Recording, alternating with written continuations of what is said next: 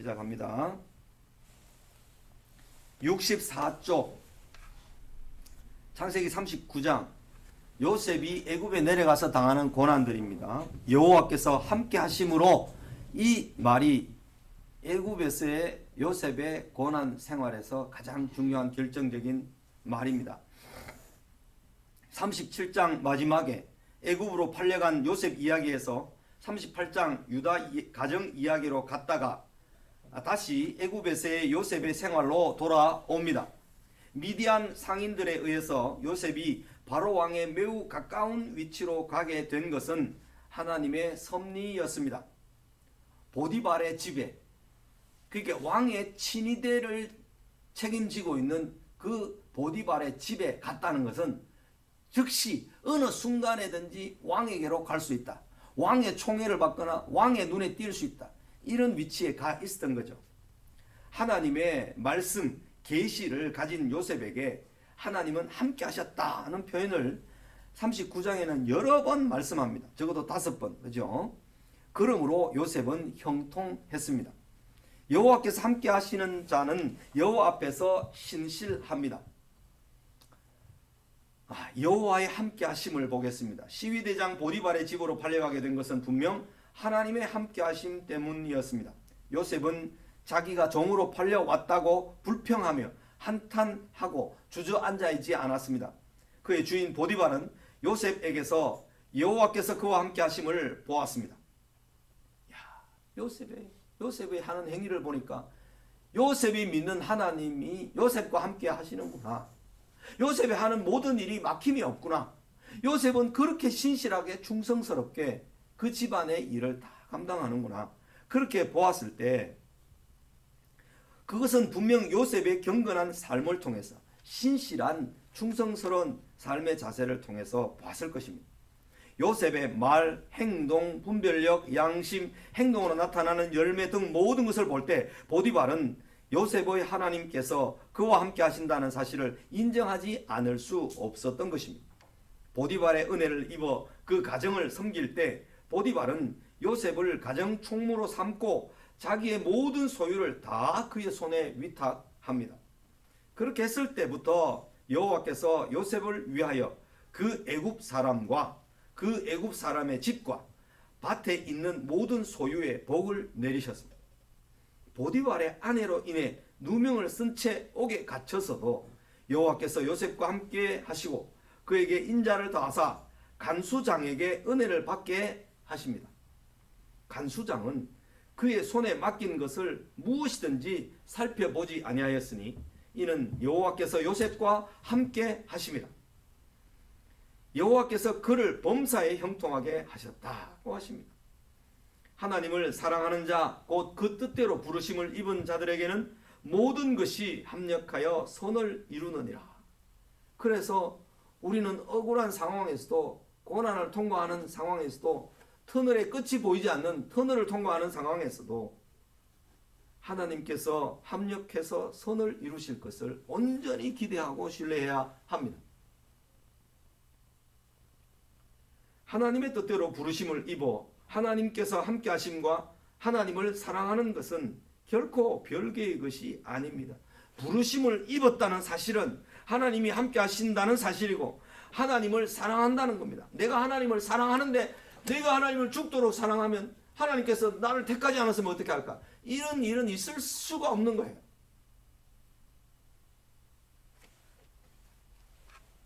결코 별개가 될 수가 없다는 것입니다. 그래서 내가 부르심을 입은 것과 내가 하나님을 사랑하게 된 것과 하나님이 나와 함께 하심은 절대로 별개가 될 수가 없어서 때로는 내 눈앞에 당장 하나님이 함께 하심이 보이지 않고, 그죠? 막 하나님의 부르심을 받았는지 택하심을 받았는지 막 보이지 않고 의심이 될 때도 있고, 그렇지만 내가 하나님을 사랑합니다라고 고백하는 한, 내가 하나님을 사랑합니다라고 하는 그 고백하는 마음이 있는 한, 그것도 다 사실입니다.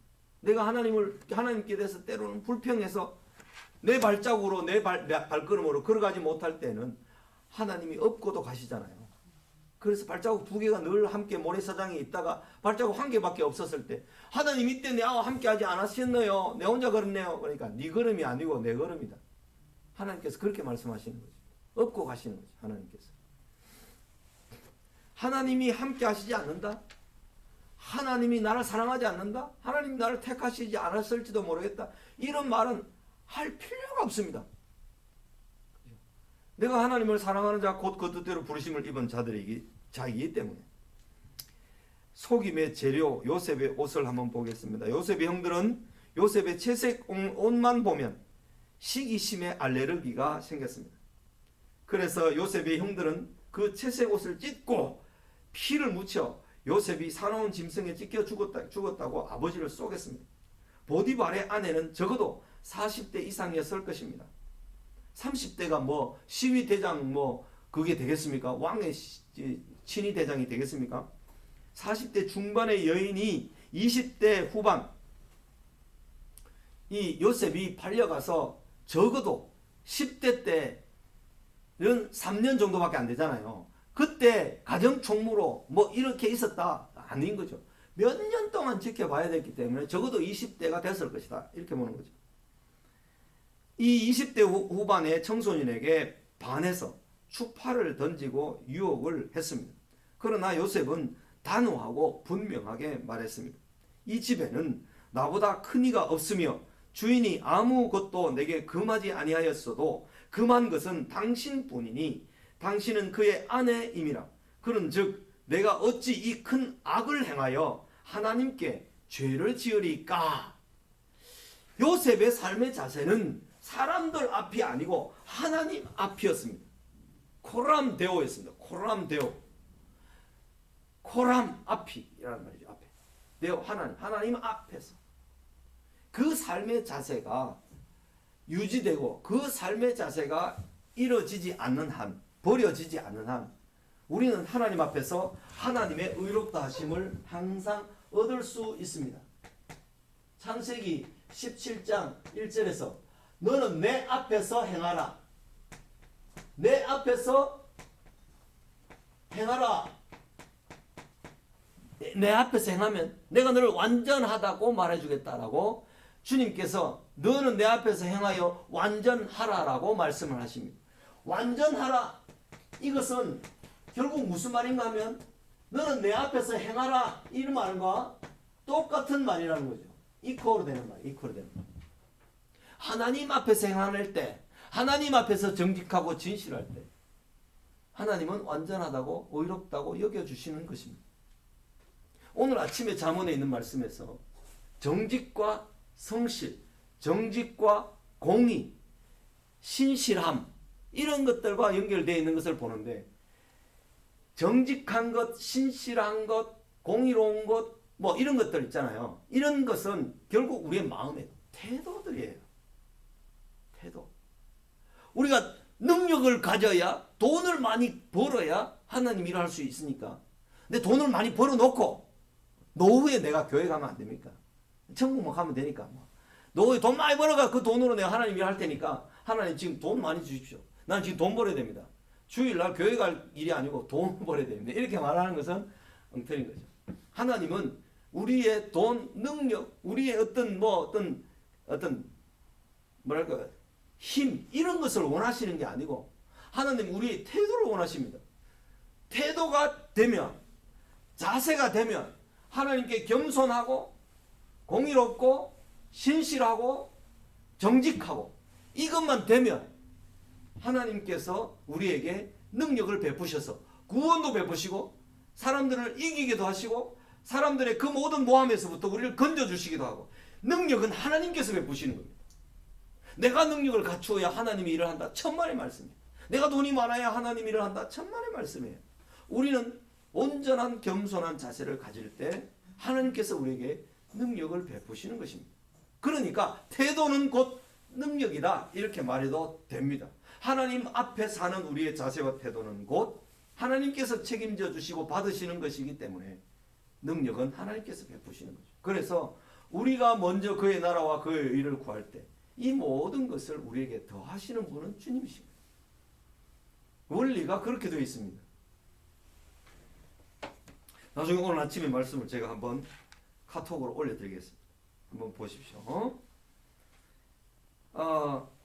하나님 앞에서 사는 요셉의 그 자세. 내가 어찌 이 큰 악을 행하여 하나님께 죄를 짓겠습니까? 하나님이 다 알고 계시고 보고 계시고 지금 함께 계시는데 어떻게 악을 행할 수 있겠습니까? 그러나 그 여자는 반복해서 집요하게 요셉을 유혹했습니다. 그것은 이 여자에게는 하나님이 없었다는 거죠. 세상의 욕심과 쾌락과 자기의 어떤 욕망을 따라 살기 때문에. 보디발의 아내는 자기 집에서 일하는 모든 사람을 다 밖에 나가서 일하라고 다 나가게 했습니다. 아무도 없는 둘만의 상황에서 요셉을 유혹했습니다. 보디발의 아내가 어떤 모습으로 요셉을 유혹했을지는 짐작할 수 있습니다. 자기의 옷은 거의 벗었을 것이고 요셉의 옷을 잡으며 유혹했을 것입니다. 청년이 여자가 옷 벗은 그런 것을 봤을 때 얼마나 유혹이 심했겠습니까? 그때 요셉은 이럴 때는 36개가 정답이다 라고 생각했을 것입니다. 가만히 있으면 유혹하는 자가 자기를 삼킬 것이 뻔했기 때문입니다. 요셉은 옷을 꼭 잡고 줄기차게 유혹하는 여자에게 겉옷을 벗어 던지고 밖으로 도망갔던 것입니다. 요셉은 옷으로 또 속임을 당할 것입니다.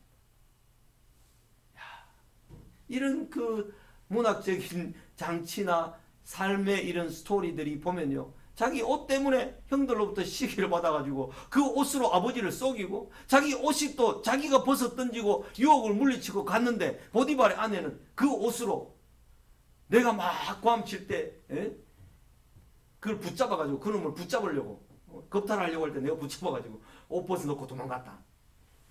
이게 참 기가 막힌 일이죠. 여호와와 함께하는 요셉을 봅니다. 여호와께서 함께하시는 그 모습이 있었고 여호와와 함께하는 요셉을 봅니다. 죄의 자리로 유혹하는 자들은 진리에 속한 자가 그 유혹에 동참하지 않을 때는 모멸감이 극에 달해서 자기의 죄의 증거물로 상대를 모함합니다. 요셉은 하나님을 더 두려워했기 때문에 감옥에 갈 각오까지 하고 죄로부터 도망갔던 것입니다. 지금 감옥에 갈까 안 갈까 감옥이 두려워서 지금 죄를 타협할 수 있는 것은 결코 안 되는 것입니다. 무슨 말씀인지 알겠죠? 그죠? 내가 당장에 어려움을 당하고 손해를 당할 것 때문에 불의와 타협하는 것. 장사도 그렇고 오늘 아침에 속이는 추 뭡니까 또 공평한 저울 이 이야기가 나왔잖아요.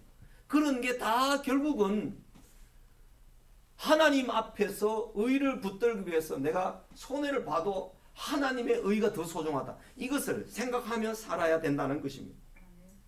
보디발의 아내 범하는 것은 하나님의 벌을 자초하는 것임을 요셉은 분명히 알고 두려웠습니다. 감옥 가는 것보다 그것이 더 큰 두려움으로 느껴졌기 때문에 요셉은 그 보디발의 아내의 유혹을 물리치고 도망갔던 것입니다. 하나님께서 함께 하심을 확신하는 자는 하나님을 경외하며 그분과 함께 살며 그분 앞에서 사는 것입니다. 옥에 갇혀서도 억울함을 떠들어대거나 거기 갇힌 사람들에게 하소연하면서 보디발의 아내가 말이야 나를 어떻게 유혹했는데 하면서 막 그런 이야기를 떠들어댔다면 더 큰 감옥으로 또 쫓겨났을지도 모릅니다. 요셉은 자기의 억울한 걸 막 하소연하면서 막 이렇게 떠들어대고 불평불만하지 않았습니다. 거기서도 여호와 앞에서 자기에게 주어진 환경에서 최선을 다했습니다. 간수장이 시키면 무슨 일이든지 다 칼같이 막 성실하게 정직하게 그렇게 행했기 때문에 요셉은 거기 있는 간수장으로부터도 신뢰를 받았던 것입니다. 사람으로부터 신뢰를 받는 것은 능력이 아니라 태도입니다. 태도입니다. 우리 올바른 태도로 정직할 때요, 사람들은 우리의 정직함을 믿고 우리를 신뢰해서 더 큰 일을 맡기고 더 많은 돈을 맡기고 이렇게 하는 겁니다. 하나님의 함께 하심을 신뢰하는 사람은 어디에 가든지 무슨 환경에 처하든지 하나님과 함께 하며 그분께 신실하며 사람들에게 진실하게 사는 것입니다. 이것이 능력입니다. 이 태도가 능력이 되는 것입니다. 아멘입니까? 아멘. 자, 이제 40장으로 넘어갑니다. 40장에는 이제 사건이 일어나죠. 꿈을 해석하게 되는, 꿈의 사람이 꿈을 해석하게 되는 그 일이 일어나게 됩니다. 바로의 왕의 꿈을 꾸기 전에 그 옥 속에서 꿈꾼 사람들의 이야기가 나옵니다. 답은 하나님께 있다. 꿈을 꿨는데 그 꿈의 의미를 전혀 몰라. 그런데 하나님의 사람, 하나님이 함께 하시는 사람, 하나님의 계시를 가진 사람들에게는 그 꿈의 의미를 이해할 수 있는 하나님이 함께 하시기 때문에, 답이 하나님께 있기 때문에. 앞에서 말씀에 보디발의 아내에게 유혹을 받고 겉옷을 내던지고 도망갈 때 요셉의 나이는 10대가 아니라 20대 후반이었을 것입니다. 오늘 말씀에는 꿈과 해석이란 단어가 많이 나옵니다. 꿈을 꾸게 하시는 분도 하나님이시요, 꿈을 해석하는 것도 하나님께서 꿈을 가진 요셉에게 주십니다. 이 세상은 꿈을 꾸어도, 계시가 주어져도 해석할 길이 없습니다. 느부갓네살 왕이 꿈을 꿔도 그렇습니다.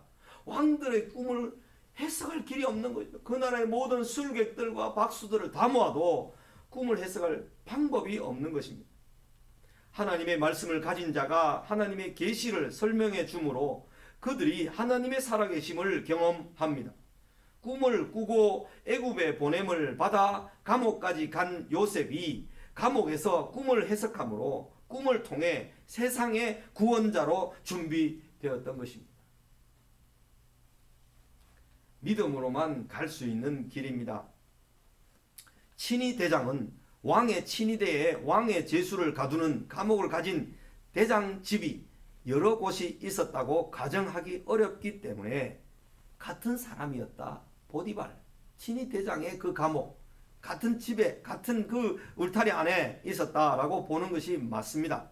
애굽 왕의 술 맡은 자와 떡 굽는 자가 왕에게 죄를 범해 바로 왕은 그들을 친위 대장 집에 있는 옥에 가두었습니다. 그곳은 요셉이 있는 곳이었습니다.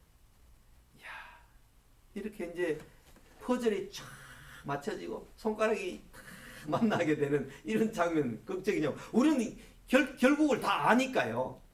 독자들은 결국을 다 아니까 그게 스릴이죠. 친위대장은 왕의 죄수를 가두는 감옥에서 요셉을 그 관원장들에게 붙여 그들을 섬기게 했습니다. 하나님께서는 요셉을 바로왕 앞에 나아갈 수 있는 최단의 길, 최단의 루트에 가 있게 하셨던 것입니다. 요셉이 걸어간 그 길은 인간이 계획하거나 마음먹어서 갈 수 있는 것이 결코 아닙니다. 그런데 그 길로 우리는 우연히 간 것처럼 느껴지고 보이지만 위에서는 하나님의 섭리로 다 이끌어서 거기에 가게 하시는 거예요.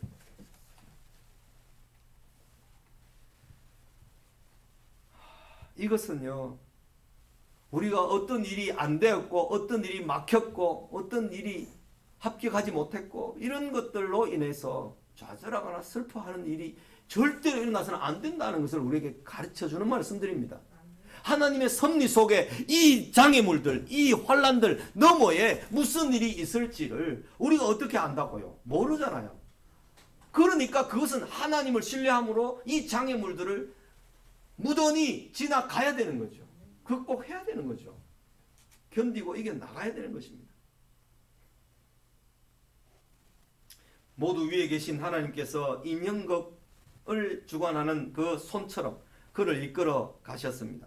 최단 루트였지만, 최단의 길이었지만 하나님은 요셉에게 13년이란 험악한 고난의 시간과 야곱에게 130년이란 험악한 시간을 통과하게 하심으로 하나님이 원하시는 자리에 이르게 하셨습니다. 하나님의 약속과 말씀을 순종하는데도 환난이 계속됩니까? 길이 잘 열리지 않습니까?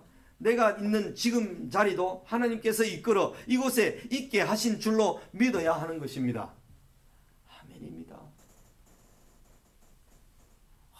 나는 하나님 말씀에 순종했는데, 하나님 말씀을 따라 길을 갔는데 왜 이런 막다른 골목으로 와서 오른쪽에는 바다, 남쪽과 북쪽에는 산이 있고 이 서쪽으로부터는 애굽의 군대가 오는 이 코나 도가니 댐치처럼 이런 곳으로 왔습니까? 우리가 하나님의 인도를 받아왔지 않습니까?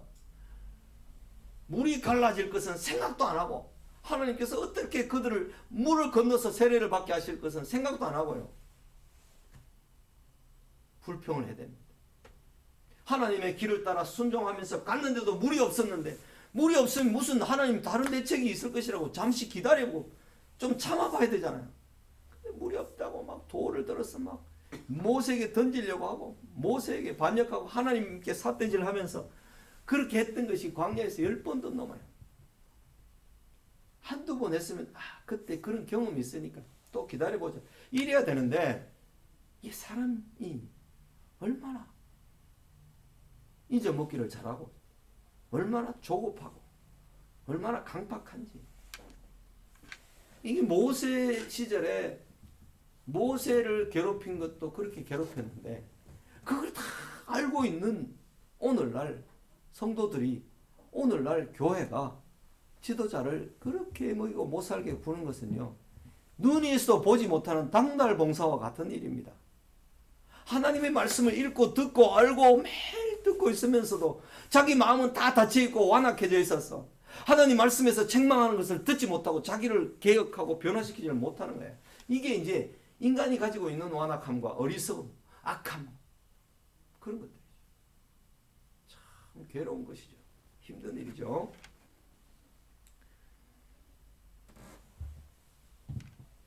내게 고통을 더하신 것은 내게 평안을 주려 하심이라.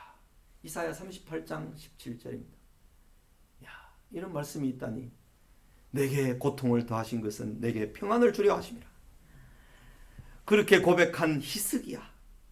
또 시편 119편 71절에 고난당한 것이 내게 유익이라 이로 말미암아 내가 주의 율례들을 배우게 되었나이다. 주의 법과 주의 말씀을 듣게 되었나이다. 깨닫게 되었나이다. 알게 되었나이다. 고난을 통해서 그렇게 되었단 말이죠. 고난은 기도의 학교고, 고난은 하나님의 말씀을 깨닫게 하시는 학교로 사용됩니다. 하나님께서는 우리에게 고난의 길에 가게 하셨을 때 그 고난을 통해서 무엇을 배우고 듣고 볼 것인가를 생각하도록 우리를 그 생각하는 자리에 넣으신 것입니다. 아이고 힘들어, 아이고 죽겠다, 아이고 죽겠다, 몸에 막 입에 달고 죽겠다는 소리만 하지 말고, 하나님께서 왜 나를 이 고난의 자리로, 요셉이 그 감옥 속에 갇혀서 억울하게 또 꿈을 꾼 사람이 금방 나가서 억울한 이야기를 왕에게 이야기해서 드러내 주겠다고 했는데도 시간이 지나고 2년이 지나도 아무런 소식이 없이 다 잊어먹는 거죠. 떡 맡은 거 하는 자는 죽고 술 맡은 거 하는 자는 살아나잖아요. 그런데 이 사람 다 잊어먹고 요셉의 그 억울한 사정을 이야기도 안 하는 거예요. 그런데 왕이 꿈을 꾸니까 2년 뒤에야 요셉이 생각난 거지. 그렇죠? 그 안에서 그렇게 신세를 지고 답을 알게 되어서 자기가 술 맡은 간원장으로서 복권이 됐는데, 그런 거죠. 고난당한 것이 내게 유익이라 이로 말미암아 내가 주의 율례들을 배우게 되었나이다. 시편 119편 71절입니다. 119 전화 걸어서 70번씩 전화하고 또 한 번 더 하십시오. 71장임 71절입니다. 고난당할 때마다 119에 전화를 걸어서 70번도 하고 다시 한 번 더 71번째 구절에 그런 말씀이 있습니다. 해석할 수 없는 꿈이 나옵니다. 관원장들이 감옥에 들어온 후 여러 날이 지나간 어느 날 아침에 요셉이 관원장들이 갇혀 있는 곳으로 들어가 보니 그들의 얼굴에 근심의 빛이 가득했습니다. 그들은 지난밤에 각각 꿈을 꾸었는데 이를 해석할 자가 없어서 불안한 마음과 근심으로 가득 차 있었습니다.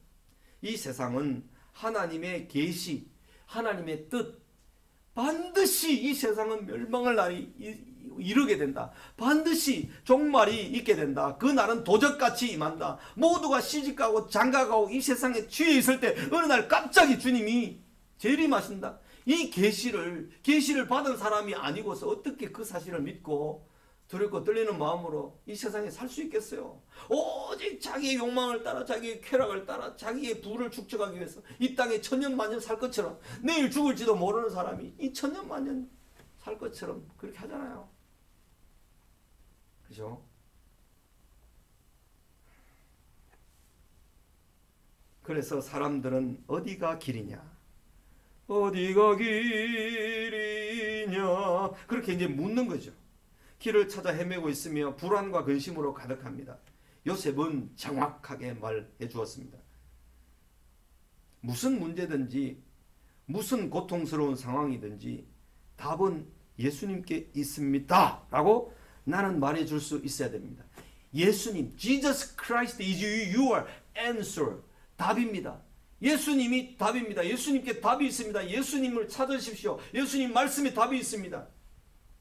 그 답을 분명하게 말해줘야 합니다. 떡 맡은 가는장이 새가 와서 떡을 물고 간 것은 사흘 뒤에 당신이 복권대가 나가지만 죽게 될 것이다 하는 이야기고, 그 포도주 이야기도 당신은 사흘 뒤에 복권이 되어서 왕 앞에서 다시 술을 따르어서 술을 감별하면서 술을 내드릴 것이다. 이런 이야기는요, 요셉에게 하나님께서 지혜와 계시를 주시지 않으면, 지혜와 계시의 영을 주시지 않으면 도무지 해석할 수 없는 것입니다.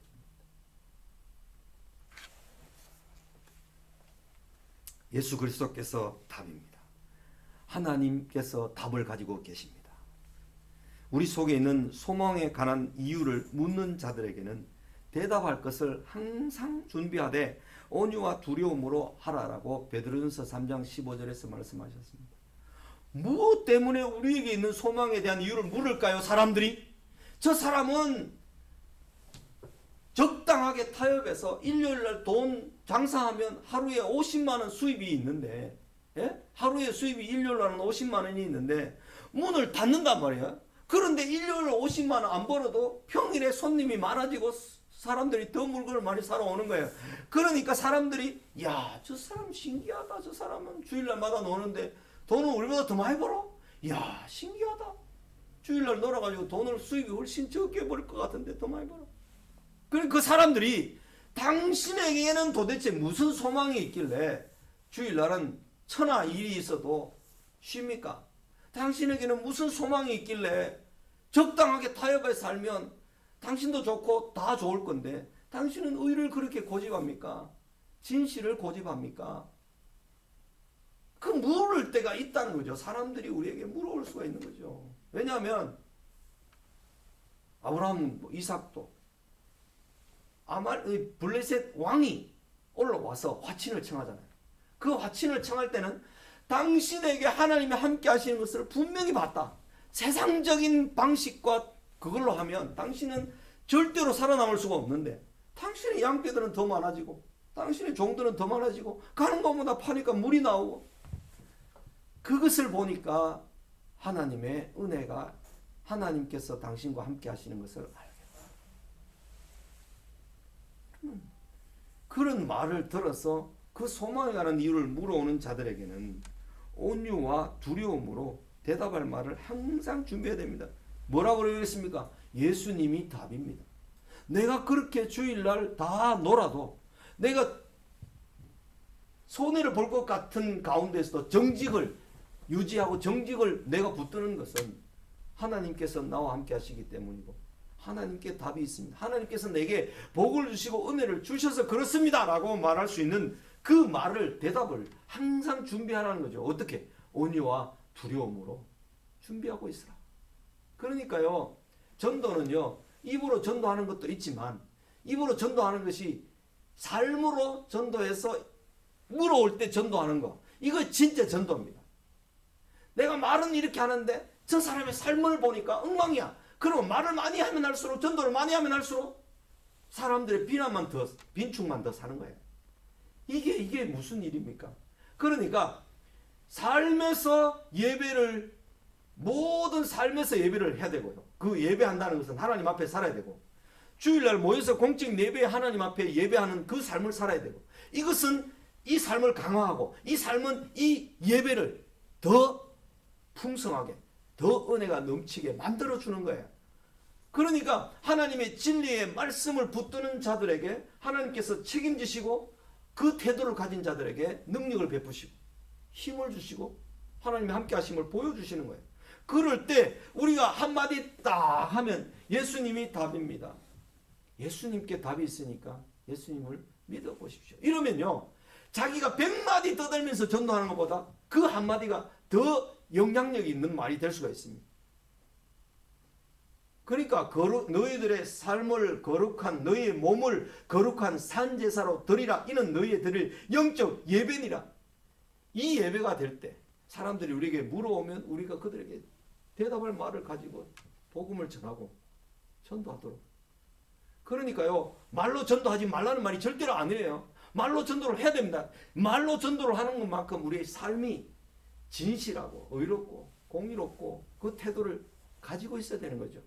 그렇게 될 때 이것은 시너지가 되어서 사람들이 우리에게 물어와서 우리가 대답해주고, 우리가 전도해서 전도할 때 그 사람들의 삶이 일치하는 것을 보고 주님을 발견하게 되고, 이렇게 돼야 교회가 제대로 가고 예수 믿는 사람이 제대로 하나님 나라를 보여주고, 내가 하나님 나라니까요. 하나님 나라는 이곳에 있다 저곳에 있다 너희 속에 있느니라. 우리를 하나님이 나라로 삼아주셨어요. 거룩한 나라요 왕같은 제사장들이다 그랬어요. 우리를 베드로전서 2장 9절 10절에서.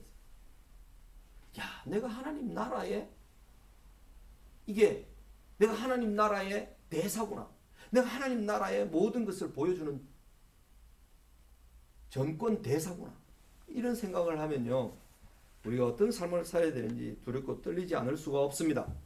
그렇게 되기 위해서는 우리 마음에 그리스도를 주로 삼아 거룩하게 해야 하는 것입니다. 이것이 베드로전서 3장 15절 말씀. 그리스도를 주로 삼아 거룩한 삶을 살고, 그 삶에 대한 이유와 소망과 어떻게 해서 그렇게 하느냐, 왜 그렇게 하느냐라고 물어오는 사람들에게 두렵고 떨리는 마음으로 그리스도가 답입니다. 그렇게 말해줄 수 있어야 할 것입니다. 적중한 해석과 잊힌 요새. 하나님의 때가 더 기다려야 하는 때가 필요한 것 때문에 그렇게 적중되었는데도 좋다 그러고 살아나서 복권된 사람이 요셉을 기억해서 빨리 구출해 주려고 왕에게 무슨 말을 하고는 설명하지 않고, 그죠? 감 잊혀지는 거죠. 사람은 잊혀지기 위해서 산다. 맞는 말입니다. 부모의 사랑과 부모의 온정과 이런 것도 다 잊혀지고요.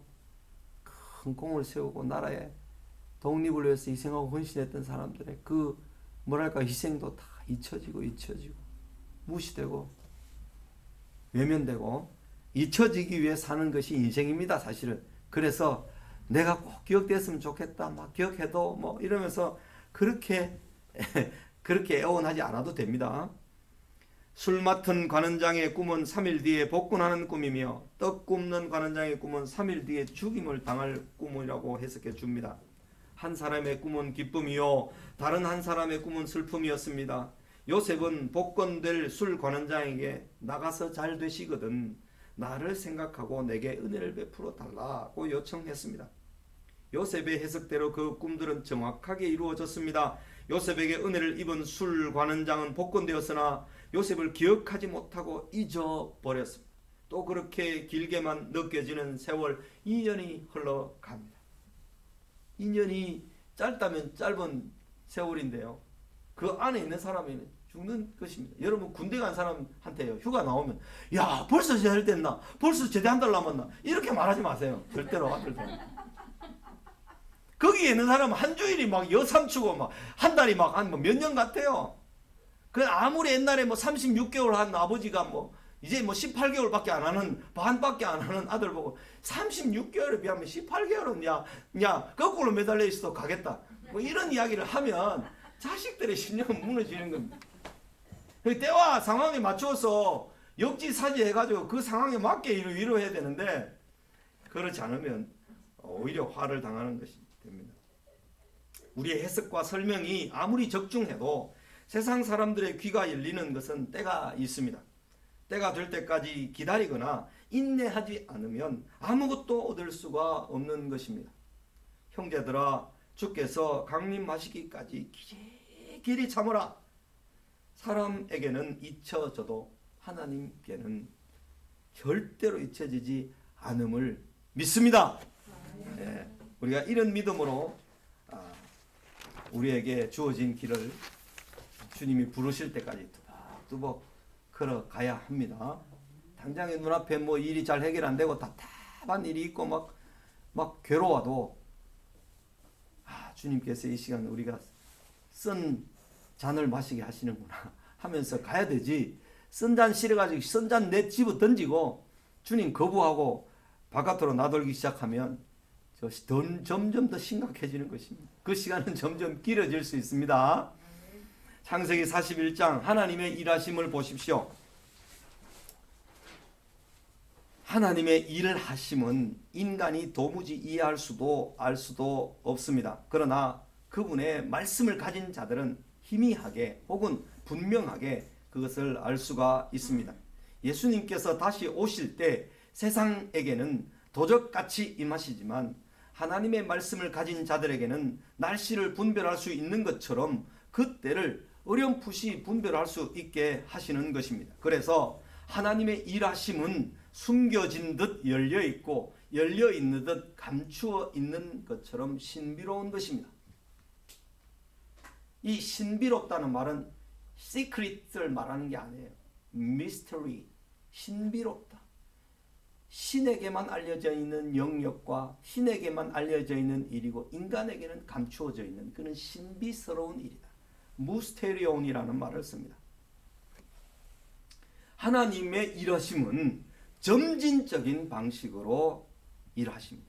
하나님께서는 어느 날 갑자기 초자연적인 방법으로 30살이 되었을 때 요셉을 바로왕에게 이끌어가서 바로왕이야! 너 이 요셉을 총리 삼아! 이렇게 하나님께서 막 번개치듯 나타나서 큰 말씀으로 바로왕을 윽박질러서 요셉을 총리로 세우는 것이 아니에요. 그런 방식이 절대로 아니라는 거죠. 하나님. 모세를 바로왕에게로 보내실 때도 적어도 10가지 재앙을 점진적으로 행하심으로 바로를 복종하게 만드셨습니다. 야곱이 130km나 되는 먼 길에 요셉을 형들에게 보내게 하신 것, 형들이 요셉을 죽여버리거나 구덩이나 그 감옥에 빠뜨렸다가 르우벤이 없었을 때 미디안 상인들에게 팔게 하시는 거나 보디발의 집에서 인정받게 하심이나 보디발의 아내의 유혹을 뿌리치고 옷을 벗어 던지고 뛰쳐나오게 하심으로 감옥에 넣으심이나 그 구덩이죠. 똑같은 구덩이, 형들에게 구덩이에 갇혀진 것하고 똑같은 말을 썼습니다. 그 안에서 신뢰를 받게 하심과 왕의 술 맡은 관원장과 떡 굽는 관원장을 만나게 하심과 그들에게 꿈을 주시고 요셉에게 그 꿈을 해석하게 하심과 그대로 되게 하심과 그리고 다 잊힌 것 같은 2년 뒤에 바로에게 꿈을 꾸게 하심, 그 꿈을 해석할 점술가와 현인들이 아무도 없게 하심, 복권된 술 맡은 관원장이 기억나게 하심, 옥에 있는 요셉이 바로왕 앞에 나아가 꿈을 듣게 하시고 해석하게 하시고 애굽의 총리가 되게 하시는 하나님의 일하시는 13년의 모든 과정은 드라마틱한 것입니다. 요셉이 헤어진 형들과 아버지와 만난 것은 그로부터 다시 9년이 지난 39세 때에 22년 만의 일이었습니다. 반전에 반전을 거듭하는 시간들은 어느 한 과정도 없어서는 안 되는 정교한 각본에 짜여 있는 시나리오입니다. 그 진행은 매우 점진적이어서 한눈에 읽을 수 있는 우리 입장에서는 결과까지 금방 알지만 과정 가운데 있는 당사자는 도무지 이스라엘 옷이 젖는 것을 알지 못하는 것처럼 진행되는 것입니다. 예수님의 초림과 재림도 창세기에서 계시록에 이르는 점진적인 계시로 우리에게 신비스럽게 알려져 있는 것입니다. 우리도 사는 과정에서는 잘 모르지만 다 살펴보고 나면 모든 것을 하나님께서 인도하셨음을 고백하게 될 것입니다. 이 사실을요, 하나님의 인도하심은 어느 날 갑자기 쾅 복권 주셔서 부자가 되게 하시는 이런 방법으로 하나님 우리를 잘 인도하시지 않습니다. 쉬 얻은 돈은 쉬 날아가 버리기 때문에 그 잠언에 있는 말씀처럼 쉬 얻은 돈은 쉬 날아가요. 그렇게 하지 않고 하나님은 우리에게 뼈 빠지게 돈을 벌게 하시는 것입니다. 그 돈의 소중함을 알아야 돈이 많았을 때 돈을 관리할 수 있는 것입니다. 요셉이 13년간 그렇게 뼈빠지게 온갖 고생을 한 과정을 통해서 그 총리로 있으면서 그 고생하고 가난과 궁핍에 굶주린 사람들을 알기 때문에 총리로서 역할을 할 수 있는 것입니다. 여러분, 미련한 사람이, 지혜로운 사람이 해야 될 그 자리에 가 있는 것은 얼마나 괴로운 일입니까? 그렇잖아요. 아직 어린아이인데 어른이 돼가지고 박사를 다 따고 난 다음에 해야 될 자리가 어린아이에게 맡겨진다면 얼마나 꼴불견일 뿐만 아니라 얼마나 괴롭게 하겠습니까? 모든 사람들에게. 그러나 이 아이가 자라서 공부를 하고 고등학교, 대학교, 학사, 석사, 박사까지 다 기다려야 하는 것입니다. 그래야 그 사람이 어느 위치에 가서 역할을 제대로 할 수 있고 충분히 그 역할을 소화해내서 사람들을 유익하게 할 수 있는 것입니다.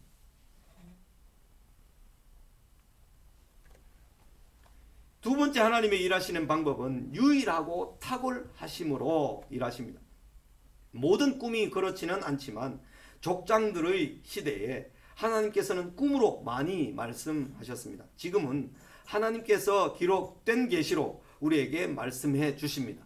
예수 그리스도로 말씀하신 하나님이 이제 예수 그리스도의 제자들을 통해서 기록하게 하신 계시의 말씀으로 구약의 율법과 하나님의 말씀은요 이렇게 되어 있거든요. 하나님 말씀은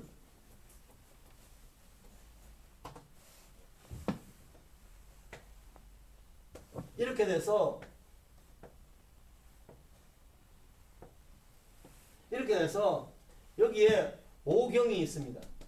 여기에 복음서가 있습니다. 여기 창세기가 있습니다. 여기 계시록이 있습니다.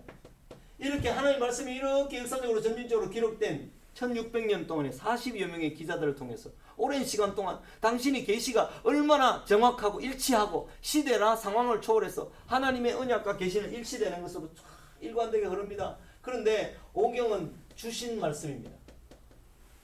복음서도 예수님께서 주신 말씀입니다. 주신 말씀이에요.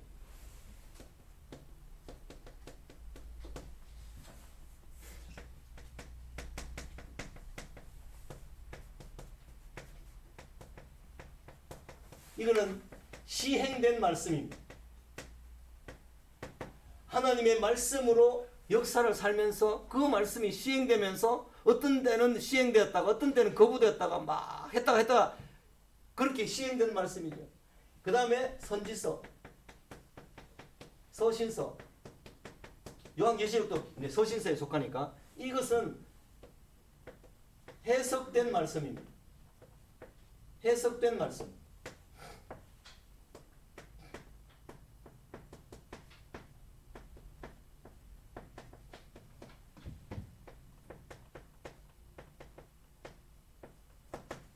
주신 말씀. 그래 성경을 이렇게 딱 구약과 신약을 딱 포개해 보면 주신 말씀과 시행된 말씀과 해석된 말씀이 이렇게 같이 있는 겁니다. 그러니까 하나님 말씀은 크게 그 범주에서 주신 말씀, 직접 모세를 통해서 하나님이 기록해 주신 말씀, 직접 예수님을 통해서 가르치시고 바르게 하시고 깨닫게 하시는 그 말씀을 통해서 그것을 시행해 보니까 아나니아와 삽비라 같이 거짓말했다가 죽는 사람도 있고요. 이 선지자 이 역사서에서 그죠 시드기야 왕같이 눈이 빼가지고 포로되어 잡혀가는 경우도 있고 그런 우여곡절을 겪으면서 선지자들은 그것을 해석합니다. 너희들의 이런 행동 때문에 이렇게 망하는 것이다. 너희들은 이런 행동 때문에 이렇게 포로로 잡혀가는 것이다 하면서 해석하시는 거죠. 해석.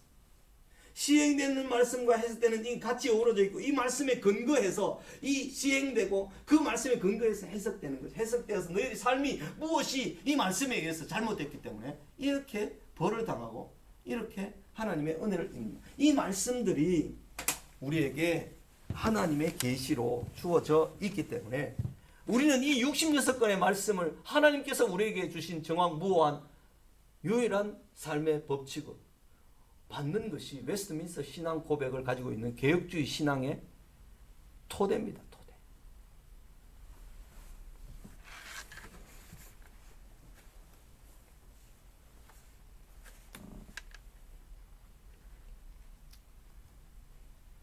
요셉의 꿈, 두 관원장의 꿈과 해석, 바로 왕이 꾼 꿈과 요셉의 해석들은 바벨론의 느부갓네살 왕의 꿈을 다니엘이 해석한 것처럼 유일하고 탁월하신 하나님의 일입니다. 누가 이런 방식과 지혜로 사람을 인도하고 이끌 수 있습니까? 5분 뒤에 일을 알 수만 있다면 그는 전 세계를 지배할 것이라는 말이 있습니다.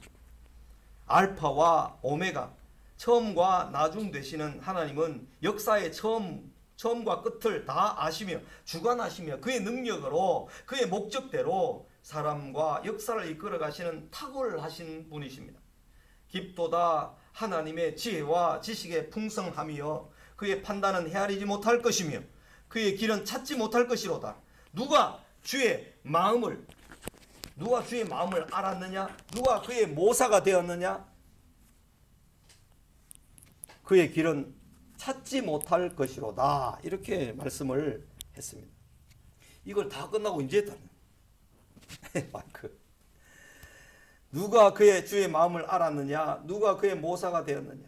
이렇게 사도 바울이요 1장부터 11장까지 교리를 말하고 12장부터 16장까지는 실천을 말하는데 교리를 다 설명하고 하나님의 주권과 이스라엘 백성들의 운명과 이런 모든 것을 다 설명하고 난 다음에 11장 마지막에서 이런 찬송을 부릅니다.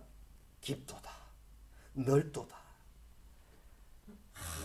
너무 커서 우리가 인간이 도무지 헤아릴 수 없다. 이런 찬송을 부르고 실천편으로 넘어갔던 것입니다.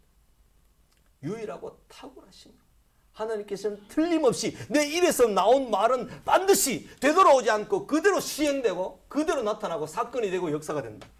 그렇게 말씀해 주시는 것입니다. 세상 바로 왕이 복종하도록 하십니다. 바로의 친위 대장은 여호와께서 그와 함께 하심을 보았고 여호와께서 그 요셉의 범사에 형통하게 하심을 보았습니다. 옥에 있던 간수장도 보았습니다.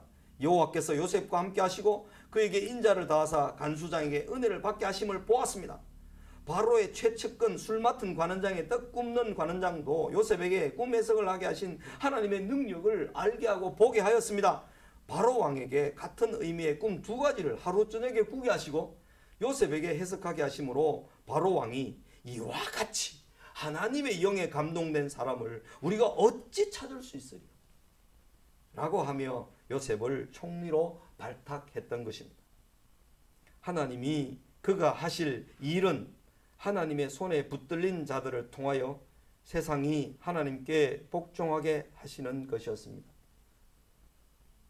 만물이 예수 그리스도에게 복종하게 하시고 교회는 만물을 충만케 하시는 이의 충만함이니라. 이 말씀이 에베소 1장 22절 23절에 나오는 말씀인데 하나님이 하시는 일은 하나님의 손에 붙들린 자들을 통하여 세상이 하나님께 복종하게 하시는 것이 하나님의 일입니다. 그것이 무엇과 관련되어 있는가 하면 믿음과 관련되어 있는 것입니다. 바리새인들과 서기관들이 우리가 어떻게 하여야 하나님의 일을 하오리까? 라고 물었을 때 예수님은 나를 믿는 것, 하나님을 믿는 것이 하나님의 일이다라고 요한복음 6장 29절에서 말씀하셨어요. 나를 믿는 것이, 하나님을 믿는 것이 하나님의 일이다 그랬어요. 그러니까 하나님을 믿는, 온전하게 신뢰하고 하나님을 의지하는 사람들을 통하여서 하나님의 일을 하신다. 그래서 사도행전 13장 22절에 보면 다윗은 내 마음에 합한 자라, 내가 그를 통하여 내가 하고자 하는 모든 일을 이룰 것이다. 이렇게 다윗 왕에 대해서 하나님이 선언해 주셨습니다. 그것을 이제 바울이 설교하면서 말을 했던 것이 사도행전 13장에 나오는데 어쨌든 우리가 말씀을 통해서 하나님의 일하시는 방법과 하나님께서 사람들을 얼마나 기다리게 하시고 또 고난 중에 있기도 하시고 그런 것을 잘 보므로 우리가 달려갈 길을 조금도 흔들리지 않고 다 달려가게 하나님께서 바라고 계신다는 사실을 잊지 마시고 오늘도 우리에게 주어진 시간 잘 달려갈 수 있게 되기를 주님의 이름으로 축복합니다. 네. 기도하고 마칩니다. 하나님 아버지 감사합니다. 우리에게 계시의 말씀을 주셔서 그 말씀을 바르게 풀어 보게 하시고 거기에서 답을 얻게 하시며 우리 인생의 지혜를 얻게 하시니 감사합니다. 두렵고 떨리는 마음으로 우리가 하나님의 말씀을 잘 묵상하기도 하고 해석하기도 하고 적용해서 하나님 나라에 이를 때까지 하나님께서 믿음을 가진 자들을 통하여서 일하시는 그 놀라운 은혜와 능력을 많은 사람들이 보아 알게 해 주옵소서. 예수님 이름으로 기도 올리옵나이다. 아멘.